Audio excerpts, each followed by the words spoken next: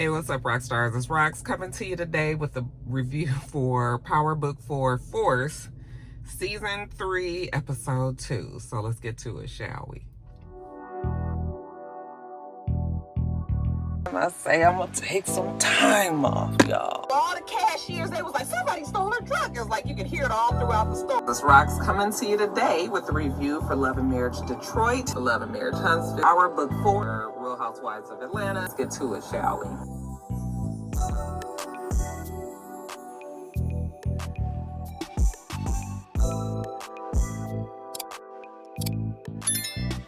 All right, you guys, so the show starts with Tommy torturing Vic. Remember, he told Vic that he gonna be his inside guy for the FBI. After Vic keeps saying that he not gonna do it, you know, they just keep on torturing him until finally he says he'll do it. I mean, we knew he would anyway. Tommy says, you gonna do it, and if you don't do it, I'm gonna pay that bitch Beth, your auntie, a visit. You know, she's a nice woman, but I'll kill her ass. So, you know, Vic don't really have much choice. He don't want nothing to happen to Auntie Beth. So he tells him to go tell Claudia that they running the, you know, CBI is now running the Viagra triangle. And don't be asking Tommy shit, okay? You do as he say.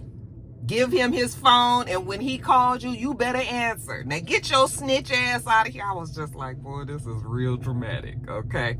They throw him out. Then when he leaves, you know, here go Diamond. He always unsure. You sure this gonna work? Tommy was like, yeah, it's gonna work. They gonna use Vic because they know that Claudia's the one that sent the cartel after them the night before. He was like, Ortega and his people gonna learn not to come after Tommy. If you gonna come after Tommy, you better complete the deal. Okay, now Tommy on that ass. And of course, Diamond is always worried about this, I was just like, oh my God, Diamond, did you used to run this business? I mean, I'm with Jenard, kinda. Like, what is wrong with you, Diamond? Anyway, Tommy was like, don't worry about it. The plan for Miguel is still in place. He only promised that he wasn't gonna kill Miguel, okay? But he gonna definitely take him out the game. Now, Vic goes to Claudia, because that's where he's been sent, and he's telling her how CBI is now running the Viagra triangle. She was like, bullshit, them's my clubs, that's my business over there. And Vic was like, I beg to differ. She was like, he is not crazy enough to come after the cartel. He was like, listen, the cartel came after Tommy yesterday, and Tommy is still alive. The cartel, some of their men is gone now, and he knows that you the one that sent him over there. Okay, so you better be careful, girl. Better watch your back. They're going to be after you next. You better let them have this damn triangle. After she thinks about it, you know, she finally says she'll do it. And then she was like, so what are you now, Tommy's bitch? And he was like, be careful, Claudia. You going to be somebody's bitch in here soon enough. I actually thought that was funny. Now, Tommy and Diamond, they go to Miguel's warehouse, okay, right before they about to bomb and torch it.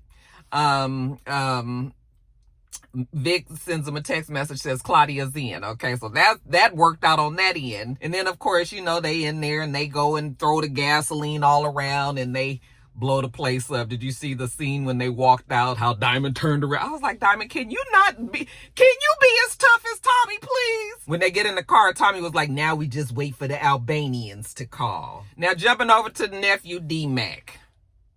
They got him holed up over at Marshall's house, one of CBI's, you know, little soldiers, one of street soldiers or whatever. And, you know, DMac is still over there like, I got to get back to work. Like, I'm tired of sitting here waiting. I was just like, boy, they sure know how to find the most annoying teen boys for these damn power shows. Oh my God, every single one of them have an annoying kid. His stupid ass don't even realize that he's being held up somewhere. Anyway, there's a knock at the door. Marshall was like, who is that? You know, DMac, you expecting somebody? You know, Marshall don't like company. So he go to the door and you see Tommy's face. Open the door, Marshall. And Marshall's just like, hold on, I gotta put a shirt on. You know. And then he finally opens the door. He's, where is he? Oh, who? DMac not here. He's like, where is he? You know, he look around and he find DMac like in a closet or some shit.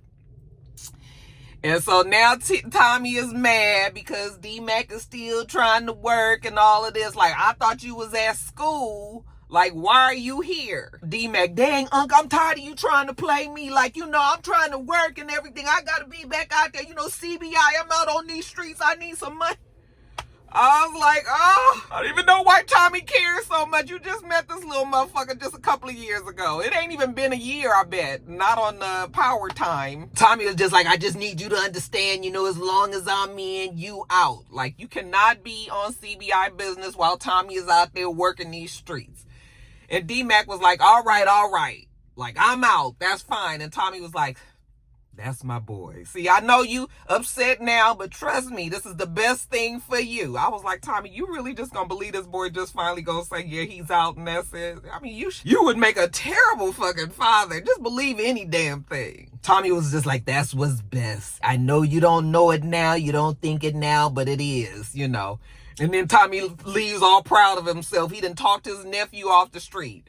And then when he leaves, Marshall was like, you, for real? You out of CBI? He was like, no, I'm not out of no damn CBI, but I need them to see me and everything. I got to make a big score. I know exactly where I can go. I was just like, you about to fuck something else up. Tommy should have DMac chained to him. That's the only way he going to be able to watch that little slippery nigga. Now, jumping over to Stacy, Stacy talking to her crew. Now, where we at with it? Well, Tommy's bug in his apartment went offline, so they don't know exactly what's going on over there. Then they found out that Markovich died from fentanyl poison, and she was like, how did he get, street-grade fentanyl in the joint? Shall they say that the jailhouse got more drugs than the streets sometimes? Anyway, Stacy get she gets served. And when she opened it up, it's divorce papers. I said, I forgot this bitch was married. And they had a good looking husband from what I can remember. I was just like, oh, okay, Stacy, I guess he was serious when he said he can't fuck with you no more. But anyway, she can't be distracted by this divorce paperwork or whatever. She tells everybody stick to the job at hand. Figure out who got Markovich. And then she gets a call from Claudia. Claudia wants her to come on down there to talk to her. So Stacy takes it on down there to see Claudia. Claudia was just like, I can help you take down Tommy. Okay, isn't that what you want? That's all you ever wanted. Stacy tried to play, tried to throw off and was like, no, that's not all she wants.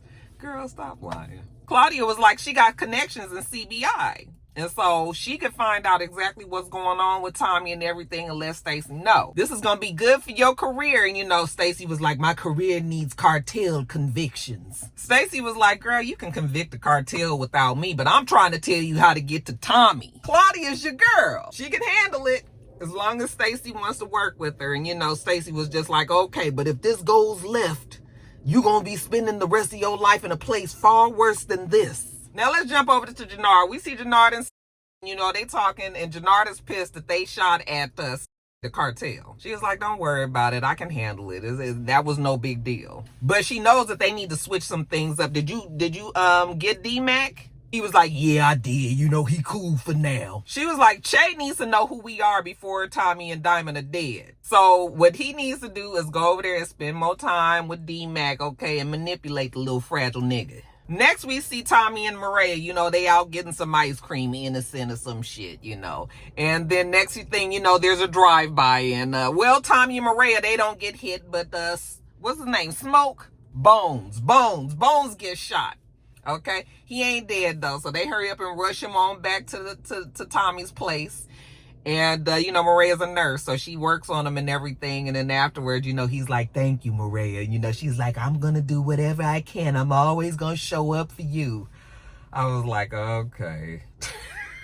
So melodramatic. Then Diamond and Jenard show up and they like, fuck, twice? Now they coming after us. Like, what is going on here? You sure this wasn't Miguel? Tommy's like, no, he know this is the cartel. Tommy knows that Ortega sent them motherfuckers. So what he needs to happen now is more security on the stash houses and also put some security here on Maria's. Then he turned to Jenard and he tell Jenard to go find who the shooter was. That's all you need to do is figure out who this person was that shot at them. Jenard was like, nigga, I don't take no damn orders from you. Then here go Diamond. Do what he say, Jenard.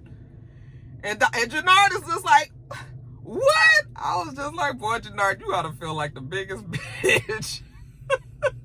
So Jenard goes off. Later on, Tommy is asking Diamond, have you heard anything from Jenard? He was just like, no, not yet, but it's gonna take a little time. He knows what he's doing. Tommy was just like, okay, well, Tommy got another plan. So now he calling Vic again, telling him he need to go and talk to Stacy. Okay, find out what you can find out. Speaking of Stacy, DNC is there and they talking to her like, listen, we need to know if there's anything in your background that we need to be, aware of, that we gonna either have to try to maneuver around or fix. Stacy was like, nope, she ain't got nothing. And she ain't mentioned nothing about this damn divorce, okay, that her husband got coming.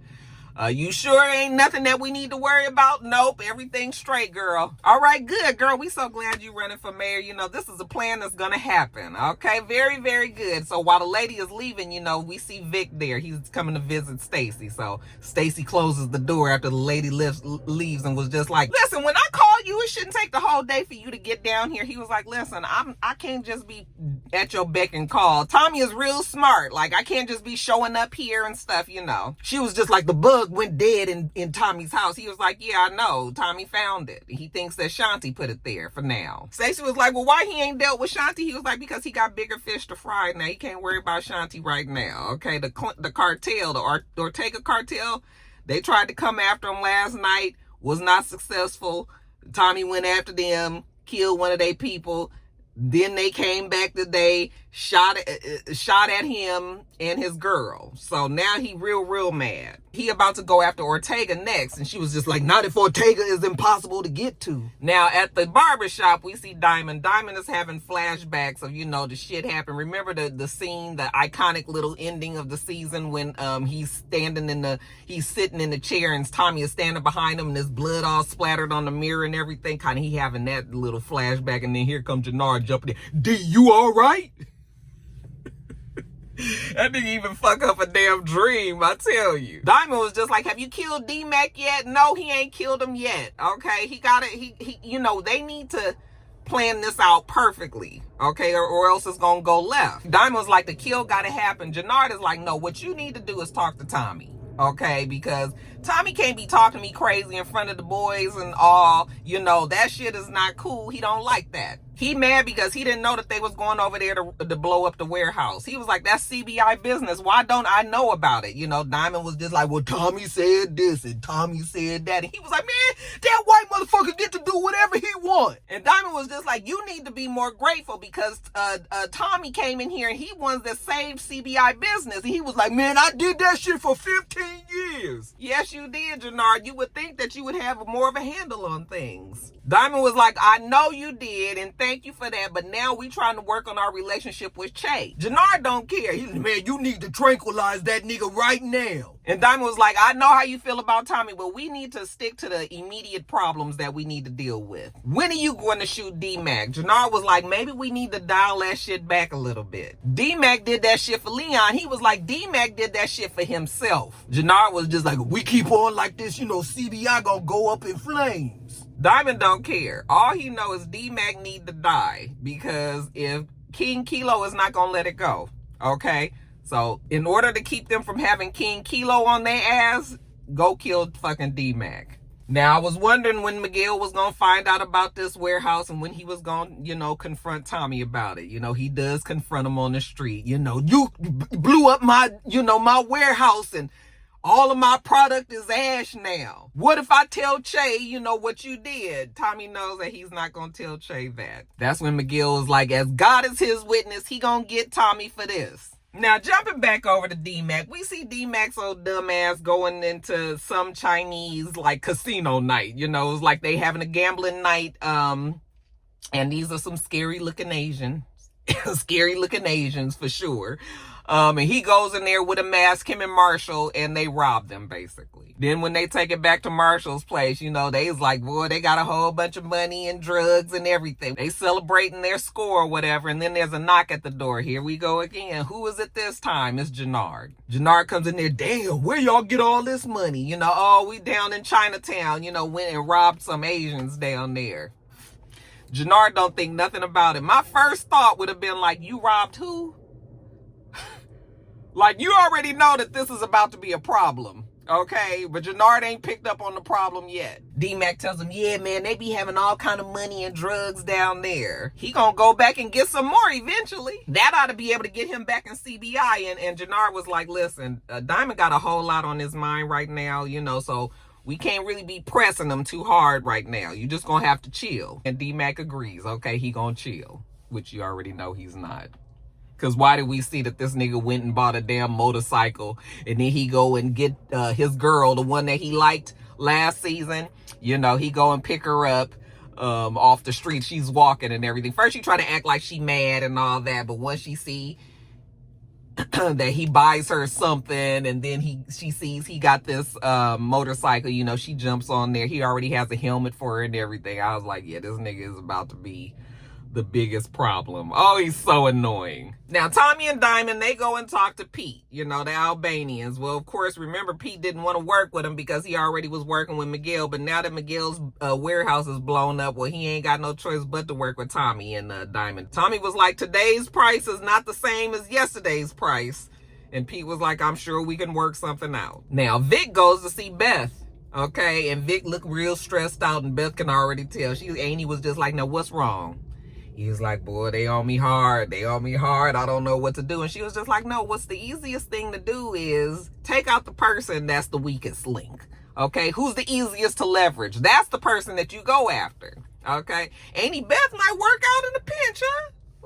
She did learn some shit from Uncle Saul, didn't she? Was that his name? Uncle Paulie. Shout all these names. Now we see Claudia.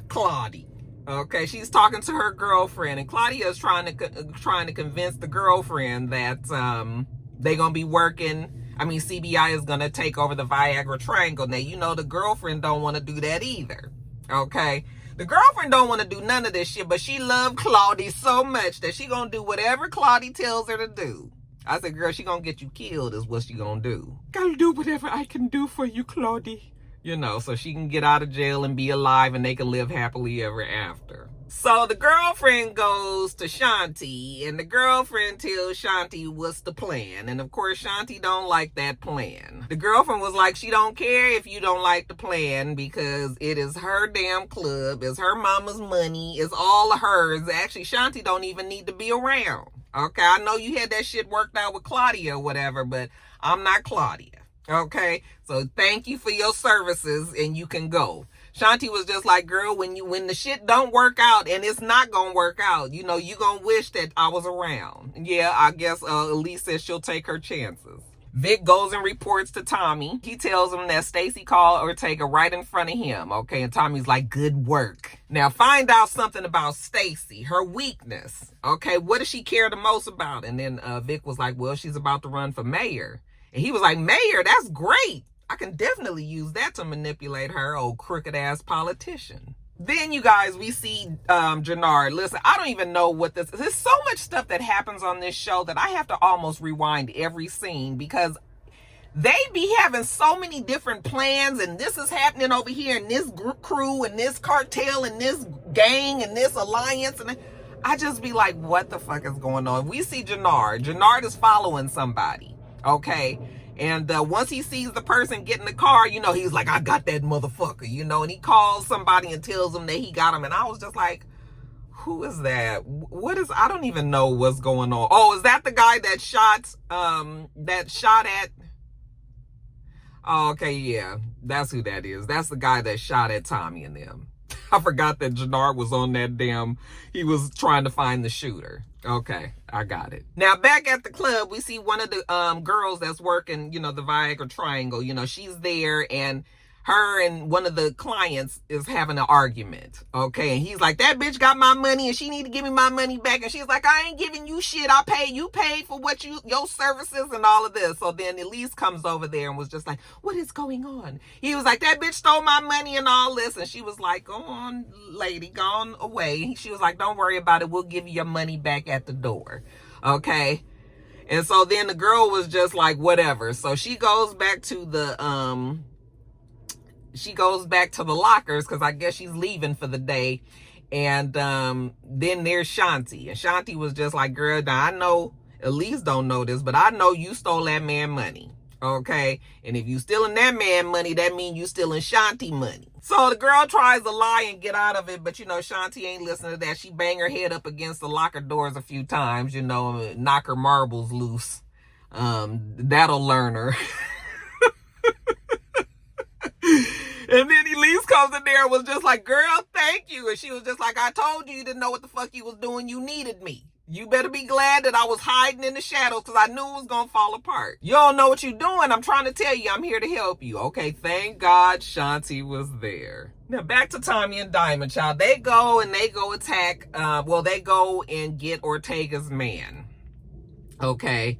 And he was like, call your boss. He was just like, I can't call him. He's in jail. He don't have his burner phone and all that. And Tommy was like, somebody in there got a damn phone. Call him right now. So he calls him, and Ortega was like, if you do anything, he's like, I got your man here and I'm fixing to kill him. Okay. I'm going to come after you and all your crew and all this. And Tommy was like, I don't give a fuck. And so he go on and shoot the Ortega's man, and then he tell Diamond that they really got to make the message loud and clear. So Tommy gets the damn saw and cuts the man's head off. Diamond was standing there looking at that. I was like, Diamond, you sure you want to be working with this fool? I'm with Jenard again, child. You doing a lot, Diamond. Now jumping over Jenard and Shanti, child. First of all, where do Shanti live? Does she live in the gym? Because, baby, why is they always there, child? They is there at the gym, and why is Jenard taking her braids out? I know it was supposed to be endearing, and we were supposed to feel a way about this black man taking this black lady's hair down, but I was just like, he looked like a bitch, child. She asked him how it went with Diamond. He was like, Tommy's still blocking me. She was just like, I don't know what you got to do. You're going to have to make Diamond hear you. Okay, you really need to talk to him. And then she was just like, listen, are you going to have a hard time taking out Diamond when the time comes? Girl, you asking a lot. This brother to kill his own brother? Girl, I wouldn't trust that. Because all this is important to Shanti. Not just the drugs and all of the business. She's talking about the relationship that she has with Jenard. That's important too. And he was like, he don't want anything to come in between them either. You know what? He got good news. He found out about the Che meeting this next week. Okay, that is good. You've been out there working, boy. Then he tells her how DMac had hit up some Asians down in Chinatown, and now he got some money and some bomb-ass fentanyl. And she was just like, she could tell the way he was like salivating when he said it. She was just like, you ain't messing with that shit again, because I already told you, like, I'm not going to be with no nigga that's on that shit. No, Shanti. I'm talking about, making money off of it. He wants in on that shit. And she was just like, no, we can't do that, because if we have too many dead bodies, then we not going to have no business. She don't really want to fuck with that fentanyl. He was just like, baby, listen. I'm good. You good. We good. Shanti and Jenard is just the biggest jokes of this show. Now, jumping back over to Stacy. Stacy in her office. And yep, just like I remembered, her good-looking ass husband. I said, now, I don't know what you saw in Stacy. I would have never put these two together. Like, what made them decide to make it look like Stacy and him ever had a damn relationship? Y'all know y'all was tripping. Anyway, he shows up there and he was like, can we talk? And she was just like, sure, come on in. She grabs his hands and she was just like, I know we going through some hard times, but is this it? Like, no fight for the relationship or nothing? I know you still love me, but we can't throw away this marriage after just because of one case. He says, listen, Stacy, I do love you. I'm always gonna love you, but I can't say the same for me. She was just like, I do love you. I can't do anything without you. You are my partner. And he was just like, if I'm your partner, and you want to make this work, like, swear to me that that's really what you want. That is no other reason that, you want this marriage to work out. Because if that's what it is, and we can go get some counseling and we can work on the marriage and all of that. Basically swear to him that it's not about the campaign.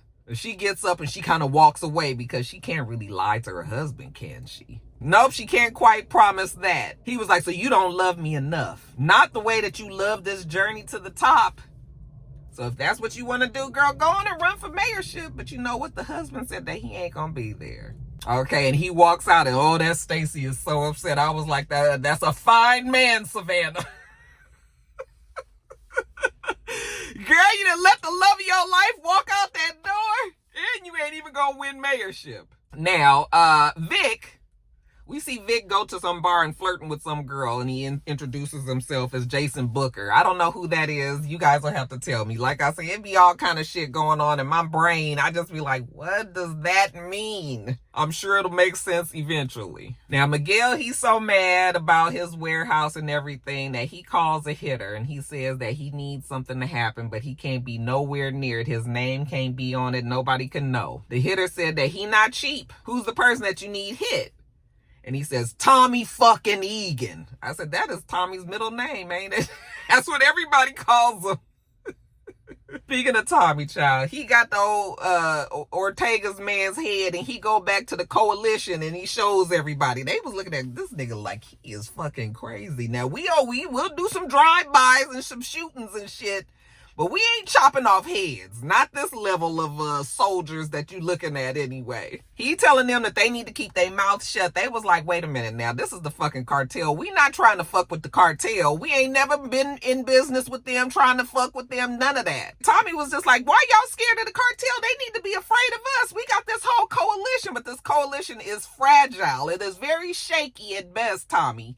You are really basing all of this stuff on a group of men that don't really feel it the same way that you do. So then Jenard just steps in, and the good thing about Jenard is that even though Tommy and Diamond don't respect his ass, some of the street soldiers still do. I mean, he did run the shit for the 15 years that Diamond was in jail, remember? So he's able to relate to them and talk to them. Hey, y'all know. You know how Jenard is. Okay, so he motivates them and gets them back on board.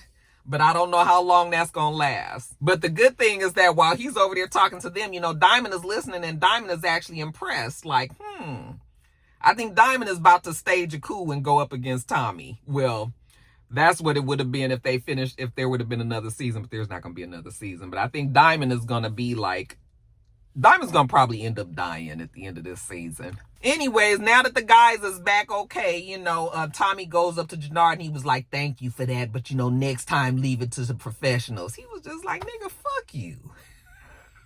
When everybody leaves, you know, Diamond was kind of mad that Tommy had old boy's head. I was like, Diamond, you sat there and watched the man cut his head off. Why you didn't say nothing then? But Diamond is afraid that Shay is going to find out. I was like, I need Diamond to grow some balls. His brother is pissed at him. That damn Diamond don't know what to do about Tommy. You know, Tommy just came in there, took over their whole business. And yeah, I'm kind of annoyed with Diamond as well. Anyway, at the end of the show, you know, Tommy goes back home and Maria, you know, she's asleep. But when he gets there, she wakes up and he was like, what is that? You know, she got some painkillers for him. She know that he probably sore from all the murder and mayhem that he's been causing. While he's taking the painkillers, he gets a text message from JP said that Kate had done checked herself out the hospital and now she's on her way back to New York. And then lastly, you guys, we see some people hanging out. I don't know what none of this was, so you guys will have to explain to me. But then there's a drive-by. Some people come by and they shoot the place up. They say, that's for Mateo, motherfucker. And I was just like, I don't even know. I don't know what just happened. Because there's just be so many things happening on this show. So you guys will have to explain to me what that was. Who is Mateo? Who is Mateo? I know the name, but I don't remember. So yeah, y'all enlighten me. But yeah, you guys, that was the episode. All right, you guys, that's that on that. Let me get on and get this edited and up to you guys. You guys, make sure you thumbs up the video, comment, subscribe to the channel if you haven't already. I'm Roxanne. The channel is itsrox. Everything else I do will be in the bottom bar. All right. So I hope that you have a wonderful, wonderful rest of your day, and I plan on doing the same. Till next time, Roxstars. Bye.